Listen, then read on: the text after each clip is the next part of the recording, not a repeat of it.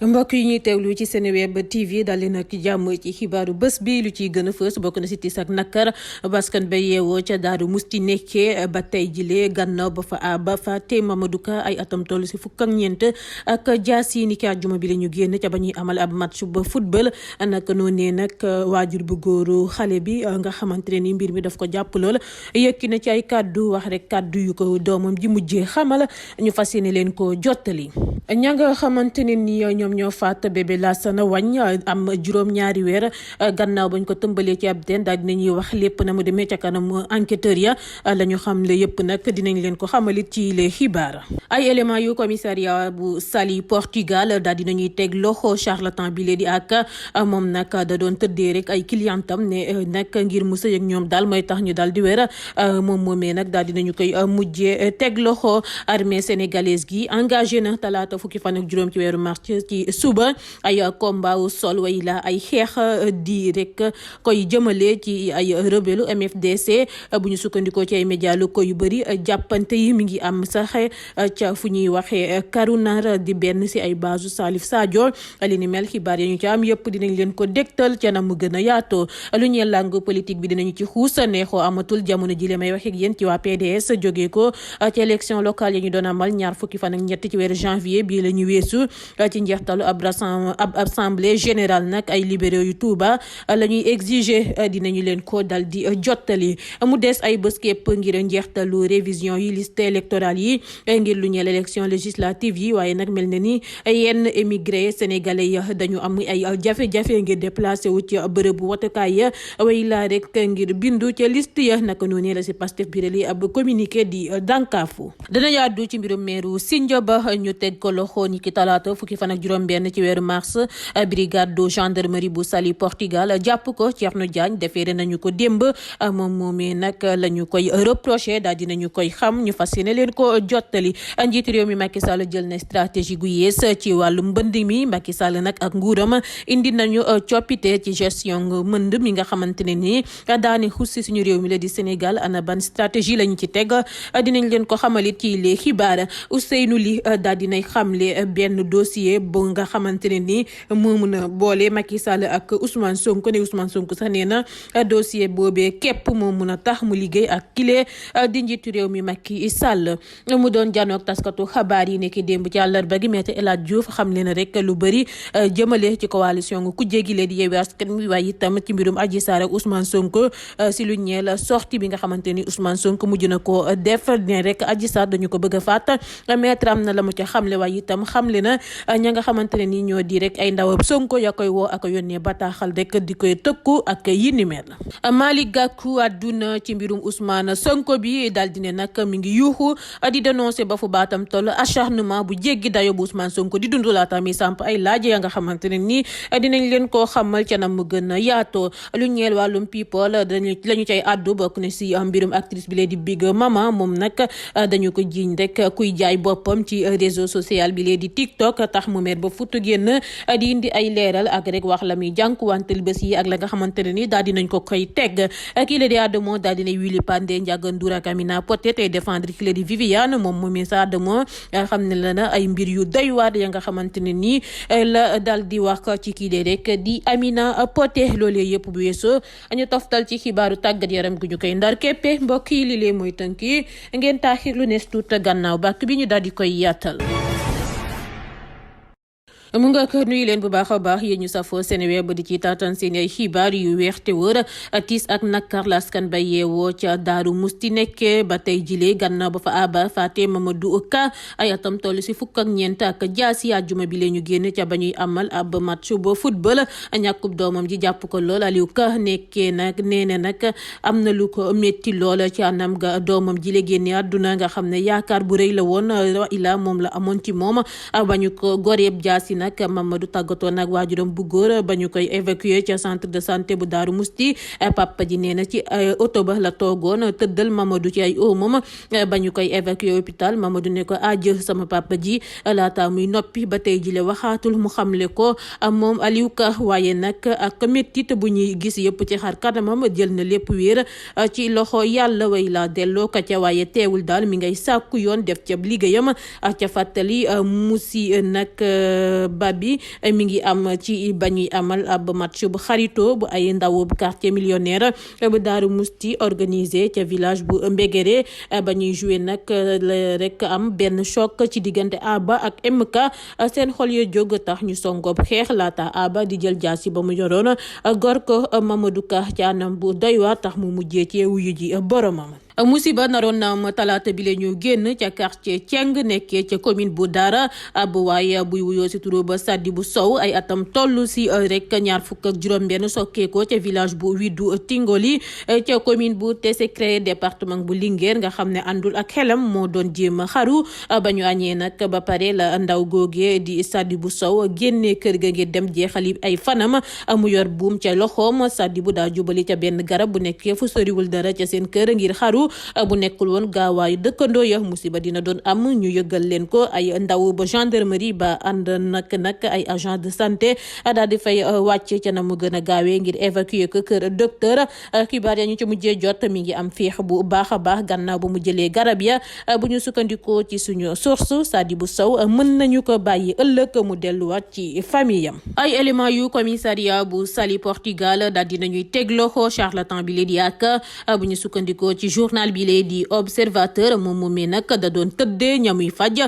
di ay soxna di leen di gëmloo ni daal ay jinne way laay rab dañu leen a jàpp ba tax na daal karees yi kepp ak sëy ga muy def ak ñoom moo leen mën a dimbale ngir rek ñu tàggale koog la nekk si ñoom jigéen yooyee nga xam ne ñenn ñi sax ñoo ngi si ay buumu sëy di ko doon sekk ak moom ngir rek takkale koog jinne yam leen di gëmloo gannaaw nag ba mu defee diir ga mu war a def ci garde à vue ba moom ak déféré nañu ko parquet bu Mbour ngir ay délit yu attentat à la pudeur ak wàllum charlatanisme. xibaar bu bees am ci mbirum bébé Lassana Wagne am juróom-ñaari weer bu ñu fekk mu ñàkk bakkanam ci biir teen ca diwaanu Kédougou bu ñu sukkandikoo ci libération xale bi ñoo ngi ko faat ci ndigalu bujju yaayam Fatou Wague ak maamam bu jigéen bu jur papaam di Sia Soirée dëkkandoo ya nag di wa ilaa dëkkandoo yu ba famille ba di Fatoumata Tunkara moo faat xale ba gannaaw ba mu ko tëmbalee ca biir ab teen ñoom ñetti soxna yëpp nag teg nañu leen loxo Fatoumata Tunkara rongoñ yee dal ca dënnam daal dinay xamal leen daal enquêteur yi ne moom moo dugg alxames boobee ci néeg ba xale ba doon nelawee jël ko laxas ko laata mu koy tëmbal ca biir teen wa laata muy naan Fatou Wague di wujju yaayu xale ba ak Sia Soirée ñoo ko defloo li ni mel ku si njëkk di wujju yaayu xale ba laata rek maamam. armée sénégalaise baa ngi wëyandi di démanteler ay base ay combattant yu MFDC bu Salif Sadio dirigé ci partie nord arrondissement bu Sindia ay bés gannaaw offensive militaire bi dibeer bi la ñu génn ay flux daal dinañuy daw wutali Gambie am na ñu nemmeeku ca Sibanor Badiagar Boyam Kanilai Kampam waaye nag rendre guñu benn bilan public waaye bu ñu sukkandikoo ci ku yor kaddu gouvernement gambien bi di Ibrahima Sankare président Adama Barrow sàkku na ci patrouille frontalière yi ngir dal ñu ànd ak vigilance bu baax xippi seeni gët ak yokku kaaraange gi ci frontière bi ngir kaaraange citoyen yi ak sauvegarde intégrité territoriale réew ma jëmale ci bépp menace étrangère organisation yu si dugg nag sax ngir dox jàmm dañoo jaaxle jamono ji communauté santé JDO bu engagé depuis ay at ci médiation conflit bi xam lay na daal préoccupation wam si lu xew jamono jile ca béj gànnaaru ba Casamance organisation catholique ba day exiger rek njeextalu opération militaire ya jamono jile bu armée sénégalaise bi ngir stabilité gox boobee ak maintenir ubbite ba voie wu dialogue bi si fàttali offensive armée nationale bi mi ngi am lu ëpp weer gannaaw affrontement mortel ya doon wutale MFDC ak militaire sénégalais ya demoon ca Gambie ngir mission wu sécurisation CEDEAO bi. armée sénégalaise bi lay des ak yéen ba tey engagé ne nag talaata fukki fan ak juróom ci weeru mars ci suba ay combat au sol way la xeex jëmale ci rebelle MFDC ya bu ñu sukkandikoo sax ci ay médias locaux yu bëri jàppante yi mi ngi amee Karunar benn ci ay base Salif Sadio opération militaire yi si béj gànnaaru bu Sindia mi ngi door niki dibeer fukki fan ak ñett ci weeru mars divisé bu ñu sukkandikoo ci direction de l'information ak DIRPA démantèlement wu ay base fonction Salif Sadio nekkee ci long wu frontière beeg Gambie di bu ñu sukkandikoo ci armée bi yàkkate bande armée ya yëpp ya ñuy defee seeni ay musiba di ci faagaagal ay bakkan ca gox googee waaye itam neutraliser bépp doomu aadama ak entité bu collaborer directement wala indirectement ak ñoom opération militaire yooyee tax na mu am ñu daw wutali ca Gambie Banjul nag génnee na enveloppe $1 million di daanaka $50 million ci suñuy koppar ngir prise en charge ñii di réfugié yi. politique ne xamatul jamono jile ca waa PDS jógee ko ci élection locale ya ñu doon amal ñaar fukki fan ak ñett ci weeru janvier bu ñu weesu ci njeextalu ab assemblée générale ay libéraux yu Touba dañuy exiger ñu tekki ndombal tànku ba Saliou Dieng ca postam bu secrétaire général adjoint bu yor wàllum structuration ak mouvement yu soutien naka noonu membre PDS ya nekk ca dëkk bu sell boobee di Touba dañu duut baaraamu tuuma Saliou Dieng ne moo rek woote boycott liste bu wàllu Sénégal bi ca local yi weesu ñoom nag libéraux yu Touba ya ab communiqué la ñu biral ci li ni mel mu dee say bés ngir njeextalu révision yu liste électorale yi ngir lu ñeel élection législative yi waaye mel na ni nag yenn émigré sénégalais yi dañoo am ay jafe-jafe ngir déplacé wu ca bërëb bu votukaay ya way laa bindu ca liste ya bu ñu sukkandikoo ci ab communiqué wu Pastef bu ñu sukkandikoo nag ci waa Pastef li ni mel violation loi électorale bi la parti wu Ousmane Sonko bi nee nañu sabotage opération yi la ngir rek gàllankoor ñu bëri ci compatriotes yi ñu dal di bindu ba loolu weesoo patriotes ya daal di nañuy xam le ni daal ay ambassadeur dañuy avancer ngir justifier retard opération yi ay problème visa ngir ay agent yu ministère de l'intérieur ak prise en charge seen déplacement yi naka noonee Pastef di sàkku ca ministre de l'intérieur ak bu ay affaires étrangères ngir daal ñu jël seeni ay matukaay yu war ngir rek amélioration bindu ba sénégalais ya ci diaspora bi. ba may àddu jëmale ci mbirum meeru Sindiaba ñu teg ko loxo talaata fukki fan ak juróom-benn ci weeru mars brigade de gendarmerie bu Saly Portugal jàpp ko Thierno Diagne déféré nañu ko démb ci àllarba gi ca parquet bu tribunalu grande instance bu Mbour élément wu Benno Bokk Yaakaar bi nag ñoo ngi koy toppee escroquerie foncière faux et usage de faux en écriture publique ak délit d'initié bu ñu sukkandikoo ci le témoin bu biral détail yile ci bile mbir bu weesu Thierno Diagne am na ñeneen ñañu ca teg loxo di ay conseillers municipaux yu Sindia bokk ca adjointe bu njëkku ba maire ba ñoom ñëpp nag teg nañu leen loxo. procès bi ci mbirum passeport diplomatique yi tey ci alxames gile fukki fan ak juróom-ñaar ci weeru mars lañu ko ubbi ca chambre correctionnelle bu tribunal bu Ndakaaru député ya nag di Mamadou Biaye ak Mamadou Sall ak tamit ñañu leen tuumalandoor dinañu janoog àttekat bi Les Échos bu biral bi la xibaar xam le na ni daal dossier bi lee di doog a ñëw gulee te ci baar bi mën nañu ko dakkaat ngir mise en état ñañu lim nag ca boobule mbir ñoo ngi leen di toppee association de malfaiteurs escroquerie blanchiment de capitaux faux et usage de faux ci ay documents administratifs ak faux en écriture publique authentique avocat yi lee di maître Abdou Dialy Kane Antoine Beng ak Ciré Clédor Ly ñoom ñoo ñee nag ak ñeneen ñoo leen di défendre bu ñu sukkandikoo ba tey ci journal bi lee di Les Échos. njiitu réew mi Macky Sall jël na stratégie bu bees si mbënd mi Macky Sall nag ak nguuram indi nañu coppite ci gestion mbënd mi nga xamante ne nii dane xus ci suñu réew mi lee di Sénégal ñoom nag dakkal nañu stratégie wu réaction bu wone ay limitam ngir jël bu anticipation bi naka noone njiitu réew mi Macky Sall sàkku na ca ba ñuy amal conseil des ministres àllarba ne ay opération pré-hivernage ya ñu doon rek yéex a amal loola ci weeru mai bi nañu ko bàyyi naka noonu njiitu réew mi daal dinay sàkku ci jëwrin bu yor wàllum ndox meek assainissement bi ngir mu lëkkaloog ministre de l'intérieur ak ministre bu yor collectivité territoriales yi ak ministre des finances et du budget ngir daal ñu engagé wu ci la mu war yëpp te jublu ca na mu gën a gaawee ci ay opération pré hivernage bi. Ousseynou Ly daal dinay xamle benn dossier bu nga xamante ne ni moo mën a boole Macky Sall ak Ousmane Sonko way la bu mën a tax ñoom ñaar ñu ànd liggéey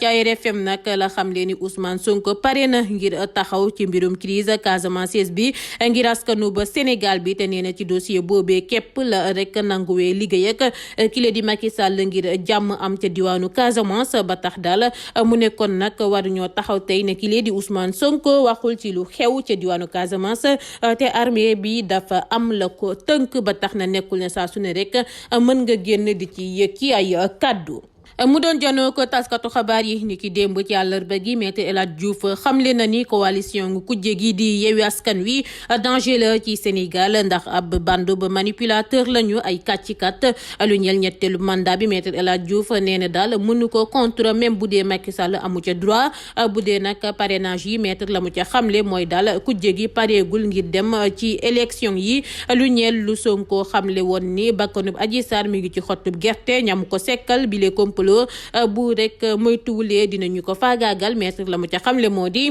Adji Sarr dafa ragal sax ñu faat ko ndax ay booyu Sonko ya dañu ko bëgg a rey ba tax na daal day ñaan guddeeg bëccëg ngir ñu def procès bi ca na mu gën a gaawee naka noonu la ne kile di Ousmane Sonko mu naan Adji Sarr dañu ko bëgg a faagaagal xanaa moom moo ko bëgg a rey laata muy naan clientam bi fa mu nekk kenn du ko xam ngir lu ñeel kaaraangeem maître waat na sax ni benn bés jot na lu tolloo ko juróomi téeméer ak juróom-ñaar fukk ak benn appelu ay partisans yu Sonko ñu koy saaga te mi ngi wëyandi di jot ba tey jile ay junne yu bataaxal ak i appel ñu ko siy tëkku di koy noppiloo. jëwriñ bu yor wàllum agriculture di Moussa Baldé àdduna ci luy wutale Adji Sarr ak Ousmane Sonko ne lu mu rek gëm mooy daal li ni mel problème la ci diggante ñaari sénégalais ca kanam yoon te comme si république la ñu nekk àla kuliyal foog mu am rek mujj si atte ndax rek gisul leneen lu si mën a am lu dul daal ñu atte leen xam fan la dëgg bi féete ba loolu weesoo la ne nag léegi nag yoon du moom mooy wax suba lay am rendez-vous wala rek gannaaw ëllëg waaye daal leer na ni foog ñu àtte lu si rek nekk mooy sénégalais yi dañu fi am loi muy Pape muy Moussa nga nekk député wala nga nekk maire wala nga ñàkk koo nekk loi ñëpp la fi nekkal te daa bëgg ñëpp respecté ko ndax rek munoo jóg ne complot politique la après nga ñëwati ne complot wu àttekat yi la suba ana kan lay wax ba tax mu ne daal moom gëmul loolee Ousmane Sonko di wax. Malick Gakou àdduna ci mbirum Ousmane Sonko bi daal dina mi ngi yuuxu di dénoncer ba fu baatam toll acharnement bu jéggi dayoo bu Ousmane Sonko di dund jamono ji lee naka noone mu samp ay laaj ne lan moo tax waruñoo bëgg Ousmane Sonko lan moo tax waruñu jox cër ba noppi gën ko ñoŋal moom Ousmane Sonko ndax képp dafa tiital régime Macky Sall bi ndax nag dong dafa incarner exemplarité bi si xeexu patriotique am ngir Sénégal ndax donc dafay défendre ay valeurs tey symboliser ci gëttu ndaw yi yaakaar ba loolu weesoo la ne Ousmane Sonko dañu lay gën a bëgg ndax lépp li ngay incarné dinañu la défendre ci kanam régime bi te dinañu rek nekk saa su ne ci sa wet ngir valeur ya ñu bokk ngir suñu réew mile di Sénégal ba tax na wóyalal sa yoon bàyyi leen ñu yuuxu ndax kenn mënula gàllankoor sa yoonu destin ngir Sénégal ba tax mu ne ko kon amal jàmm Ousmane Sonko ak képp kuy xeex ngir askan bi souffrir. aywa ba tey ngeen teetaan xibaaru bés bi ñu ma àddu ci lu ñeel wàllum people lu ko dalee juróomi fan ba fukki fan ak ñaar ci weeru mars atum 2022 bi la ñu nekk di amal ca Côte d'Ivoire fukk ak ñaareelu édition marché des arts du spectacle d'Abidjan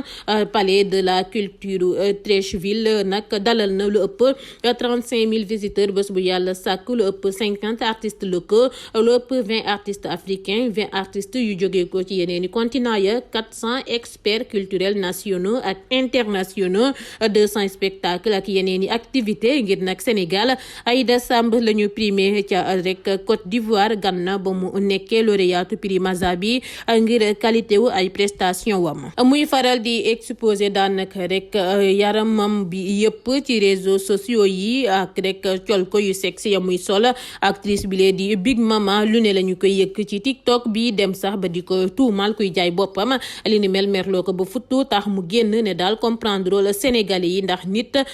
sa mbokk sénégalais di liggéey di daan dooleem def numéro bu ko ay client wam di woowee ñu jël numéro boobee dugal ko boole ko ak ay photo mel ni day jaay boppam tax góor ñi di koy woowee fu ne naan dañoo bëgg passe-temps di lu ñaaw lool te métti ko lool ndax moom day liggéey di daan dooleem naka noonu la ne góor ñu koy woo sax day dem ba leen di saaga ndax xol bu jeex laata muy naan lu fi jaar yàq der gi lee métti na ko lool waaye daa def vidéo di leeral ni numéro boobee mu dugal ngir produit ya muy jaay la ay clientam waaye du ngir rek dalay ñàkk fayda Adamo daal dinay Willy Pandé Ndiaga Ndour ak Amina Poté tey défendre Viviane Chidid ab vidéo nag la def daal di si xam ne ni Ndiaga Ndour mooy rek may doole ki la di Amina Poté teg ko ci télé yi muy gaaruwaale rek ki nga xamante ne ni moom moo di Viviane naka noonu mu ne nag daam loo xamante ne ni rafetul ci Sénégal ñuy jaay seen bopp ñu mel ni Poté lu tax ñu leen di teg ci télé yi laata muy naan Poté Viviane mi ngay gaaruwaale raw na la dafa am classe te am na kër am auto di dimbale famille yam yow Poté amuloo kër amuloo auto ba loolu weesoo mu ne nag kile di Amina Poté na bàyyi Viviane mu muy jaxaseek artiste yi ndax dasee tuuti gannaaw loolee la xam le ni nag tey moom Adamo mu wax kan mooy Amina Poté